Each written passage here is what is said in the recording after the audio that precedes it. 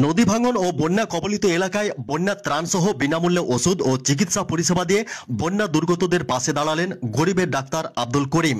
শনিবারের দিন সকাল থেকেই নলহাটি ১ নম্বর ব্লকের রদিপুর এবং মকরমপুর বন্যাপ্রবণ এলাকায় বিনামূল্যে চিকিৎসা পরিষেবা এবং ওষুধ বিতরণ করেন। একই সঙ্গে বন্যা দুর্গতদের পাশে দাঁড়িয়ে মশারি, ত্রিপল এবং বস্ত্র বিতরণ করেন। শুধু তাই নয়, বন্যা দুর্গতদের পাশে দাঁড়িয়ে সেই ভয়াবহ হাহাকার প্রাকৃতিক দুর্যোগের সময় তারা কেমন ছিলেন, কি অবস্থায় ছিলেন, বন্যা পরিস্থিতির পর তাদের দিনকাল কেমন কাটছে তারও খবর নিলেন।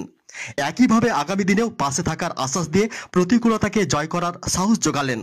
তবে তিনি কোনো রাজনৈতিক নেতৃত্ব নন, উদার দানবীর মহিয়ান।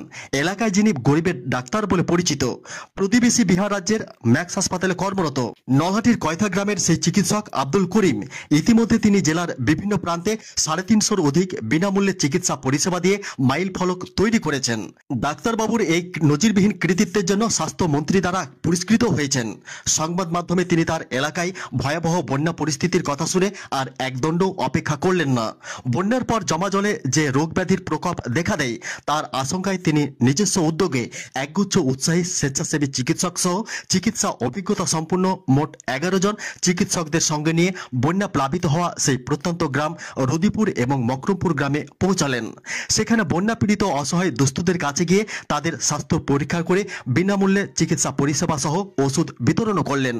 সেখানে ২০০-র অধিক মানুষকে দেওয়া হয় প্রাথমিক চিকিৎসা পরিষেবা, বিনামূল্যে প্রয়োজনীয় ওষুধ এবং জটিল রোগের উন্নত চিকিৎসার পরামর্শ। পাশাপাশি বন্যা দুর্গতদের মশারি, ত্রিপল এবং বস্ত্র বিতরণ করা হয়। একই সঙ্গে প্রকৃতির বন্ধু স্বেচ্ছাসেবী সংগঠনের সহযোগিতায় নদী ভাঙন প্রতিরোধে নদীর তীরবর্তী জায়গায় বৃক্ষরোপণও করেন। এই মানবিক উদ্যোগের জন্য এলাকার বিশিষ্টজনেরা কৃতজ্ঞতা জানিয়েছেন ডাক্তার আব্দুল করিম ও তার সহযোগী যোদ্ধাদের। ব্যুরো রিপোর্ট, নলহাটি নিউজ এক্সপ্রেসের ক্যামেরায়। শুনুন বিস্তারিত। দুদিন আগে আমরা তো অনেক নিউজের মাধ্যমে বা সংবাদ মাধ্যমে দেখলাম যে আমাদের এখানে ব্রহ্মাণী নদীর বাঁধ ভেঙে গিয়ে মানে বাঁধ তীরবর্তী কিছু অঞ্চলগুলো, কিছু গ্রামগুলো একটু ক্ষতিগ্রস্ত হয়েছিল। সেখানে জল, আমাদের বন্যার জল সেই গ্রামগুলোতে প্রবেশ করে।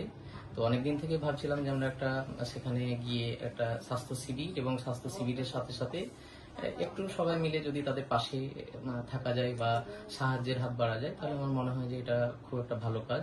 তাই আমাদের গ্রুপে এবং যারা এই মানে এইটা একটা জনকল্যাণমূলক কাজ বা জনহিতমূলক কাজ করে থাকে, তাদের সাথে আমরা যোগাযোগ করে আমরা একটা ত্রাণ শিবিরের একটা আয়োজন করেছিলাম।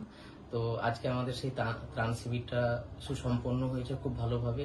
যদিও জিনিসটা খুব দুর্গম ছিল পথটা এবং অত সহজ ছিল না, কারণ ওই নদীর ধারে ধারে ওই গ্রামগুলো, এবং তাতে আমরা অনেক কিছু শিক্ষা লাভ করলাম। ঠিক আছে, যে হ্যাঁ সত্যি তাদের জীবনযাপন, যে কষ্টের মাধ্যমে তারা আছে, সত্যি তাদের খোঁজ নেওয়ার কেউ নেই। তাদের অনেক কিছু দেখলাম, স্বাস্থ্যের দিক দিয়ে তারা অনেক পিছিয়ে, শিক্ষার দিক দিয়ে অনেক পিছিয়ে। প্রতিটা মানুষ প্রচন্ড রকম পরিশ্রমী মানুষ। ঠিক আছে, তারা মাঠে ঘাটে খেটে তারা শস্য ফলন করে আমাদের করছে, রুজির মানে বলতে পারেন যে আমাদের পেট ভরাচ্ছে তারা। তো তাদেরকে আমরা এইভাবে আইসোলেট করে আমি দেখে সত্যি আমার খুব খারাপ লাগলো। আমরা যেটুকু পারলাম তাদের সাহায্য করলাম।